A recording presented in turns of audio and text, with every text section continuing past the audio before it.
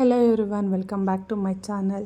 ಇದು Monday vlog ಆಗಿರುತ್ತೆ. Monday morning ಸ್ನಾನ ಮಾಡಿ ಫ್ರೆಶ್ ಅಪ್ ಆಗಿ ಫುಲ್ಲು ಪೂಜೆಗೆಲ್ಲ ರೆಡಿ ಮಾಡಿ ಪೂಜೆ ಮುಗಿಸಿ ಅದಾದಮೇಲೆ ಮಧ್ಯಾಹ್ನದಂಗೆ ಮುದ್ದುನ ಕರ್ಕೊಂಡು ಅವನ ಜೊತೆ ಒಂದು ಇನ್ಸ್ಟಾಗ್ರಾಮ್ಗೋಸ್ಕರ ರೀಲ್ಸ್ನ ಮಾಡ್ತಾಯಿದ್ದೆ. ಈ ಮಕ್ಳ ಜೊತೆ ರೀಲ್ಸ್ ಮಾಡೋದಂದರೆ ಗೊತ್ತಲ್ವಾ, ಒಂದು ಟೇಕ್ಗೆ 10 ಟೇಕ್ ತೊಗೊಬೇಕು. ಹಂಗೆ ಸಾಯಂಕಾಲ ನಾನು ತೊಗರಿಕಾಳು ಮತ್ತು ತರಕಾರಿನ ಹಾಕಿ ಸಾಂಬಾರನ್ನ ಮಾಡಿದ್ದೆ. ತುಂಬ ಚೆನ್ನಾಗಿರುತ್ತೆ.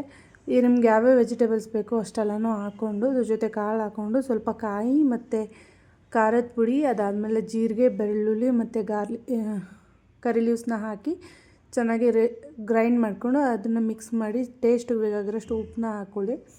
ಅದಾದಮೇಲೆ 2 ವಿಸಲ್ ಹಾಕ್ಸಿದ್ರೆ ರೆಡಿ ಆಗುತ್ತೆ ಸಾಂಬಾರು.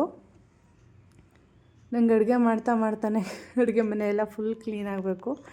ಎಷ್ಟೊಂದು ಜನಕ್ಕೆ ಈ ಅಭ್ಯಾಸ ಇದೆಯೋ ಗೊತ್ತಿಲ್ಲ, ನನಗಂತೂ ಇದು ತುಂಬ ಅಡಿಕ್ಟ್ ಆಗಿಬಿಟ್ಟಿದ್ದೀನಿ. ಅಡುಗೆ ಮಾಡ್ತಾನೆ ಅಡುಗೆ ಮನೆ ಕ್ಲೀನ್ ಮಾಡ್ಕೊಳ್ಳೋದು.